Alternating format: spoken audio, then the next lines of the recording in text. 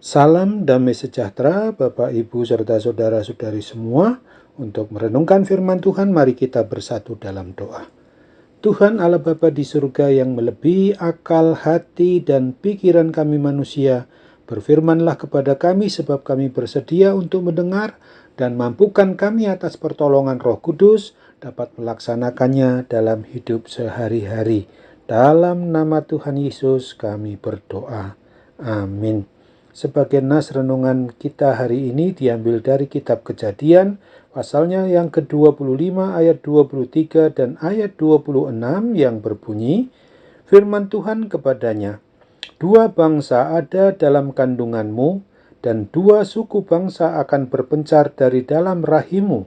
Suku bangsa yang satu akan lebih kuat dari yang lain, dan anak yang tua akan menjadi hamba kepada anak yang muda." Sesudah itu keluarlah adiknya, tangannya memegang tumit Esau, sebab itu ia dinamai Yakub. Ishak berumur 60 tahun pada waktu mereka lahir.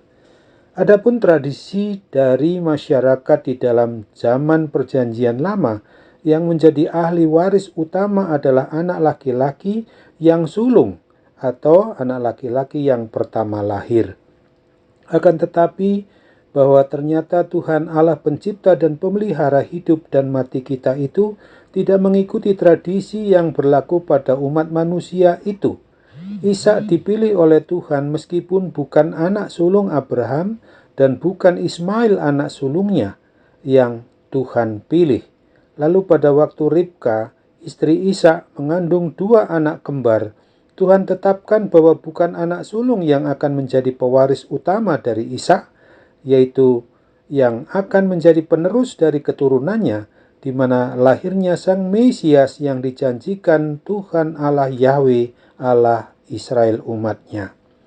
Nas renungan tentang firman Tuhan hari ini mengajarkan dan mengajak kita agar jangan bangga kalau kita merasa telah lebih dulu atau sejak dalam kandungan ibu kita sudah menerima Tuhan Yesus sebagai Tuhan dan Juru Selamat kita.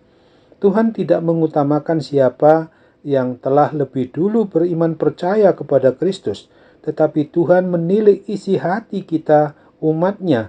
Benarkah kita sungguh-sungguh mengasihi dan beriman percaya hanya kepada Tuhan Yesus Kristus dengan segenap hati, dengan segenap jiwa, dengan sepenuh akal budi kita, bahwa hanya Dialah Tuhan dan Juru Selamat manusia sebagai Raja dan Kepala atas seluruh umat manusia? Atau bahkan benarkah kita taat setia tetap mengikuti Dia sampai akhir hidup kita di dalam dunia ini? Di dalam menjalani hidup pada masa-masa Advent atau hari penantian yang bukan hanya untuk merayakan Natal Tuhan Yesus setiap bulan Desember, tetapi kita sesungguhnya wajib untuk terus memberitakan kabar sukacita itu, bahwa Dia akan datang untuk kedua kalinya. Untuk itu kita perlu memeriksa hidup kita, entah yang sudah beriman percaya sejak masih muda atau baru saja bertobat dari segala dosa dan kesalahan kita. Benarkah kita sudah yakin beriman percaya kepada Tuhan Yesus yang telah hadir dan tinggal di dalam kehidupan kita selalu? Apakah kita sungguh-sungguh telah dan tetap taat dan setia mendengarkan firman-Nya setiap waktu, dan kita mau melakukan perintahnya itu sesuai dengan petunjuk firman-Nya dalam kehidupan sehari-hari? Oleh sebab itu ingatlah akan firman Tuhan Yesus di dalam Injil Matius 19 ayat 30 berikut ini. Tetapi banyak orang yang terdahulu akan menjadi yang terakhir, dan yang terakhir akan menjadi yang terdahulu.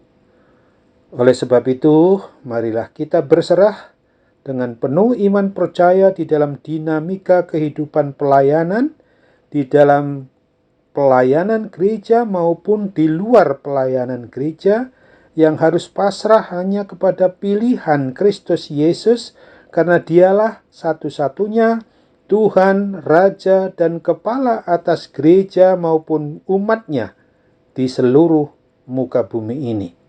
Amin. Mari kita kembali berdoa.